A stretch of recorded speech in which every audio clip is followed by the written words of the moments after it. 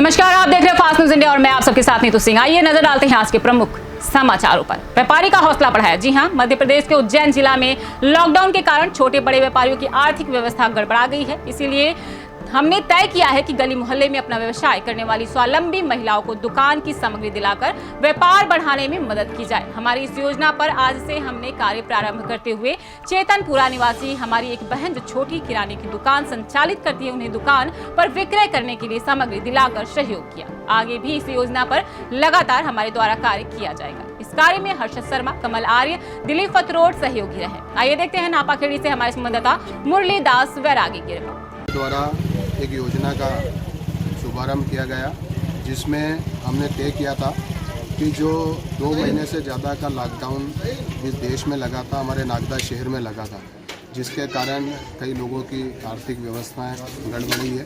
तो हमने तय किया है कि जो भी महिलाएं अपना छोटा मोटा व्यापार चला रही है, जैसे आज हमारी बहन किराने की दुकान चला रही है, तो हम पूरे नागदा शहर में ऐसे लोगों की मदद करेंगे, उन्हें सामान दिलवाएंगे, प्रमुख रूप से महिलाओं को, क्योंकि घर की बागडोर पूरी महिलाओं के हाथ में रहती है।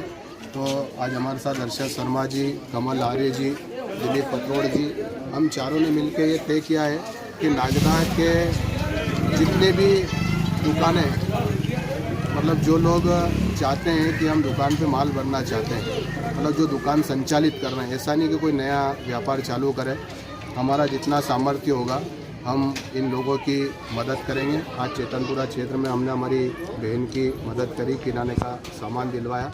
नागदा में भी जो कोई ऐसी छोटी दुकानें चला रहा है और वो चाहता है कि उनकी मदद की जाए, तो हम तत्पर हैं, तैयार हैं। जैसा कि आपको पता है कि विगत 3 महीनों से पूरा देश लॉकडाउन से गुजर रहा है, और इस लॉकडाउन की स्थिति में कई लोग जो डेली कमाते थे और अपना घर का भरण पोषण करते थे, वो पूरी तरह से टूट चुके हैं। तो ऐसी स्थिति में माननीय बसंत मालपाल जी के नेतृत्व में हमने ये निर्णय लिया है कि हम जो डेली कमाते थे और डेली अपना घर का भरण पोषण करते थे, उनको आर्थिक मदद देंगे। आज इसी कड़ी में हमने शुरुआत करी। हमारी बहन जो एक किराने की दुकान संचालित करती थी, इस लॉकडाउन में उनकी दुकान पूरी तरह से बंद रही। इस स्थिति में ना तो उनकी कोई कमाई हुई, और इस दुकान की कमाई के लिए हम तीनों ने, चारों ने मिलके इनके लिए किराने का जो सामान लाए और भरा। ऐसी स्थिति में अब ये इनके घर का भरण पोषण कर पाएगी, और नागदा के संपूर्ण क्षेत्र में जो भी बहन हमारी इस तरह की दुकान संचालित करती है और अपने घर का भरण पोषण करती है, उनके लिए हम मदद के लिए सदैव तत्पर रहेंगे। माननीय बसंत मालपाल जी के नेतृत्व में हर्षद जी शर्मा, मैं, दिलीप जी फतोर, हम सब मिलके धन्यवाद। देखिए, ये जो लॉकडाउन है, ये हमारे देश में बहुत सारे लोगों के लिए गंभीर समस्याएं लेके आया। तो जब लॉकडाउन चालू था, तो जो डेली वेजर्स थे, जो रोज़ कमाकर खाने वाले लोग थे, उनको बहुत समस्या हुई। और हमने पहले चरण में ये कोशिश करी कि ज़्यादा से ज़्यादा लोगों को अपने घर से खाना बनाकर उन तक पहुंचा सके। तो हमने पहले चरण में वो काम किया था। और अब जो दूसरा चरण हमने सोचा है, वो ये है कि इस लॉकडाउन के कारण कई सारे लोगों की जो छोटी छोटी दुकानें थी, ठेले थे, गुमटी थी, उनमें उनका सामान ख़त्म हो गया था, और जो उनकी सेविंग्स थी वो भी ख़त्म हो गई थी। उसके कारण ये लोग अपना सामान वापस नहीं भर पा रहे थे। तो हमने दूसरे चरण में ये सोचा है कि ऐसी जो छोटी छोटी दुकानें हैं, जिनकी आर्थिक पूंजी उनके पास अब नहीं बची है सामान भरने की, अब हम उन लोगों को यह आर्थिक मदद देंगे। उनकी दुकान में जो खाली हो चुकी है उसमें सामान देंगे, ताकि उनका जो जीवन चक्र है, दुकान का जो चक्र है, वो एक बार वापस चालू हो सके। एक बार हमने ये सामान भर दिया, उसके बाद बेचकर वो अपना सामान फिर भर पाएंगे। तो ये एक बार का जो प्रोसेस है, इससे इनका चक्र वापस से शुरू हो जाएगा। और ये हमारी एक छोटी सी पहल है, और हम आपके माध्यम से सभी लोगों को बोलना चाहते हैं कि आप भी अपने आसपास ऐसे लोगों की आर्थिक मदद करें। धन्यवाद।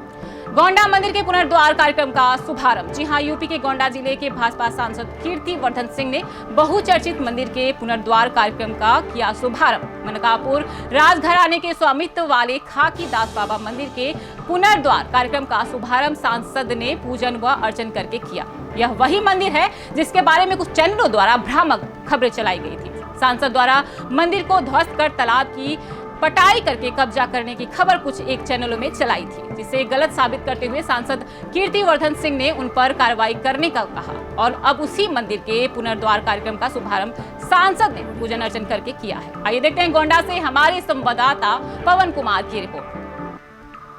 लापता युवक की जंगल में मिली लाश। जी हां, उत्तराखंड के जिला उधम सिंह नगर गदरपुर थाना क्षेत्र की पुलिस चौकी सेकनिया के गांव कलकत्ता के निवासी एक युवक का शव छत विछत सड़ी गली हुई अवस्था में गांव के पास झाड़ियों में मिलने से गांव में सनसनी फैल गई है। जिसकी सूचना मिलने पर गदरपुर थाना अध्यक्ष जसविंदर सिंह अपनी टीम के साथ पहुंचे और उन्होंने शव का पंचनामा कर पोस्टमार्टम के लिए भेजा। घटनास्थल पर पहुंचे एएसपी विनोद भट्ट एवं दीपशिखा अग्रवाल ने युवक की मौत के बारे में लोगों से जानकारी ली। सीओ दीपशिखा अग्रवाल ने बताया कि गांव कलकत्ता निवासी 24 वर्षीय गुरनाम सिंह उर्फ गुड्डू के लापता होने की सूचना उनके भाई गुरमेज सिंह ने 9 जून को दर्ज कराई थी। बुधवार की सुबह 9-7 बजे गांव की रंजीत सिंह ने थाने में गांव के पास ही शव में पाए जाने की सूचना दी। आइए देखते हैं गदरपुर से हमारे संवाददाता शाहनुर अली की रिपोर्ट। जैसे कि आप जानते हैं, कलकत्ती गांव के पास एक खेत में एक शव मिला जो कि काफ़ी बुरी तरीके से डिकम्पोज हो चुका था। उसमें प्रथम दृष्टि जैसे हमने देखा है, व्यक्ति के पैरों पर एक कपड़ा बंधा हुआ था और लेकिन व्यक्ति के शरीर पे कोई ऐसे कोई मार्क नहीं मिला है। बाकी एक बारी पोस्टमार्टम रिपोर्ट आती है, उसके बाद ही ये क्लियर हो पाएगा कि वो मृत्यु उसकी कैसे हुई है। नहीं, अभी तक तो ऐसा कोई बात सामने नहीं आई है। बच्चों की भूख की खातिर मां ने बेचे जेवर। जी हां, यूपी के कन्नौज जिले के फतेहपुर जसोदा निवासी श्रीराम करीब शादी के कुछ समय बाद पत्नी गुड्डी देवी को लेकर तमिलनाडु के किड्डलोर चला गया था। वहां एक करीब 30 साल कुल्फी बेचने का काम कर रहा था। इससे पति पत्नी और 9 बच्चों का गुजारा चल रहा था। लॉकडाउन में काम बंद होने से कमरा मालिक ने जबरन जगह खाली कराकर वहां से भगा दिया, जिससे 21 मई को श्रीराम पत्नी और बच्चों को लेकर ट्रेन से गांव लौट आया। भूमिहीन श्रीराम का यह राशन कार्ड भी नहीं है। उसने बताया कि यहाँ आने के बाद राशन और रोजगार दोनों में दिक्कत आई।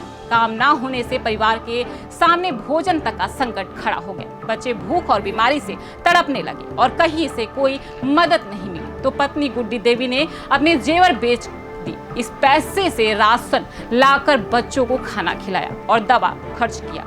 जो काम मिल जाता है इससे ही जैसे तैसे खर्च चल जाता है। बेबसी और समस्याओं का आलम यह है कि सरकार से मेरा लैपटॉप बेचना चाहती हैं बेटी। तमिलनाडु से लौटे श्रीराम की सबसे बड़ी बेटी सुलोचना 20 वर्षीय की है। इसे इंटर की परीक्षा पास करने पर तमिलनाडु सरकार की ओर से मुफ्त लैपटॉप मिला था। अब जब परिवार के सामने भूखमरी का संकट है तब सुलोचना अपना लैपटॉप बेचकर परिवार की आर्थिक मदद करना चाह रही हैं। हालांकि अब तक उसे लैपटॉप का कोई खरीदार नहीं मिला है। ऐसे में ये सारी तस्वीरें हमारे खोखले सिस्टम और उन राज्यों की सरकारों की पोल खोलते हैं जिन्होंने समस्या के समय इन बेबस मजदूरों का साथ छोड़ दिया। अब परिवार अपना किसी प्रकार से गुजर बसर कर रहा है और सरकार से मदद की गुहार लगा रहा है।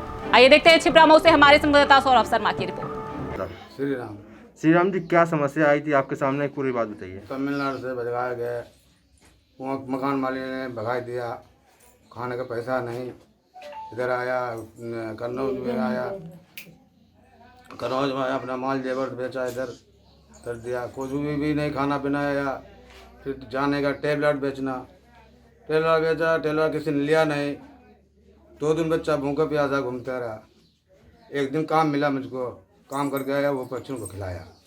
तो मतलब आपने अपने बच्चों को खिलाने के लिए जेवर बेच दिए? जेवर भी बेच दिया, जेवर बेच दिया।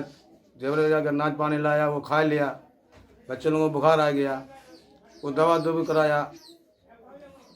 गांव वाला सरकार कुछ सुना नहीं, प्रशासन ने नहीं सुना करना? कुछ भी नहीं सुना, प्रधान भी नहीं सुना। अच्छा, खाने का कुछ भी नहीं। बच्चे रोते हैं। तो काम करने गया 2 दिन, वो चावल लिया, वो बच्चा ऐसे पानी ऐसे खा लिया। कोई सब्जी नहीं, कोई तेल नहीं, कुछ भी नहीं।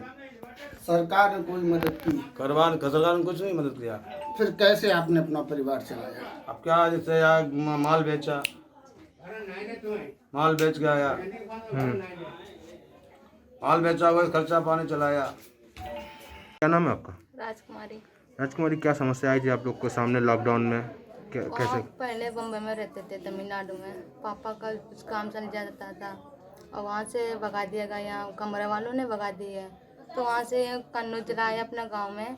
और वो खाना पीने का कुछ तैयार नहीं, तो समस्या ज़्यादा। वहाँ से तो मिल गए थोड़ा 10 किलो, वो ख़त्म हो गया। और जो पैसे से नहीं थे खाने के लिए, तो पापा ने मम्मी को और जो बहन पहनी थी वो जेवर वो बेच आए।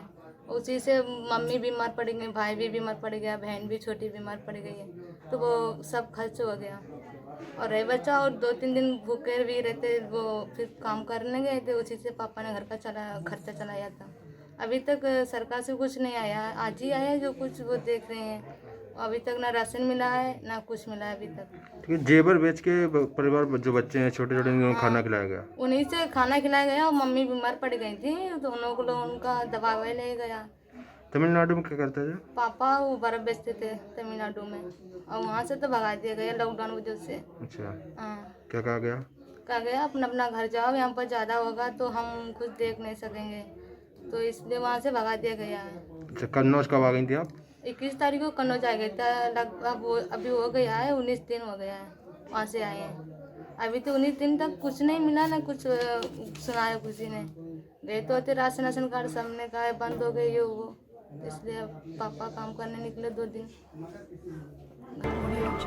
बेसिक शिक्षा समिति ने फर्जी स्कूलों को बंद करने की मांग। जी हां, यूपी के बरेली जिला के बेसिक शिक्षा समिति के पदाधिकारियों ने अध्यक्ष जगदीश चंद्र सक्सेना के नेतृत्व में जिला अधिकारी और बेसिक शिक्षा अधिकारी को ज्ञापन देकर गैर मान्यता प्राप्त स्कूलों को बंद कराने की मांग की है। उन्होंने कहा है कि जनपद में कुकुरमुत्तों की भांति हर रोज बगैर मान्यता के स्कूल खुल रहे हैं और इनकी संख्या में रोजाना इजाफा हो रहा है। अभिभावकों की जेब पर डाका डाला जा रहा है, फीस, किताबें, ड्रेस और अन्य मदों के नाम पर पैसा लिया जा रहा है। उन्होंने चेतावनी दी है कि नया शैक्षिक सत्र प्रारंभ होने से पहले फर्जी स्कूल बंद नहीं किए गए तो बेसिक शिक्षा समिति आंदोलन करेगी। सर्वेश पाठक, डॉक्टर कदीर अहमद, पंकज सक्सेना, अवनींद्र स्नातक, राजू यादव, रामकृष्णा शुक्ला, अजय भटनागर, रिकेश सुरखिया, विजय मिश्रा आदि ने जिला अधिकारी और बीएसए को ज्ञापन दिया। आइए देखते हैं बरेली से हमारे संवाददाता शाहबाज बेग की रिपोर्ट।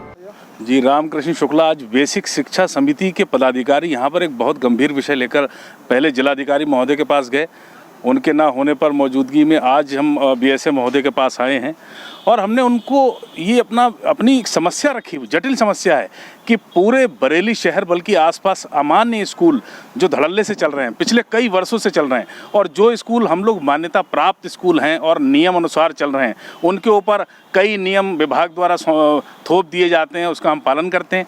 लेकिन जो अमान्य स्कूल हैं उनका क्या, जो फर्जी टीसी दे रहे हैं और जो विभाग से मिलकर खुलेआम इस बात को कह रहे हैं कि हम विभाग में पैसा देते हैं, हमारा स्कूल कौन बंद करा सकता है, ये बहुत ही खराब बात है। छोटे छोटे बच्चों का भविष्य खराब करने की बात है और बेसिक शिक्षा समिति किसी भी सूरत में ऐसे अमान्य स्कूल को चलने नहीं देगी, ये हमारा संकल्प है। धन्यवाद। ये थे अभी के कुछ खास खबरों के लिए लगातार बने रहिए आप हमारे फास्ट न्यूज इंडिया के साथ। तब तक के लिए मुझे दीजिए इजाजत। धन्यवाद।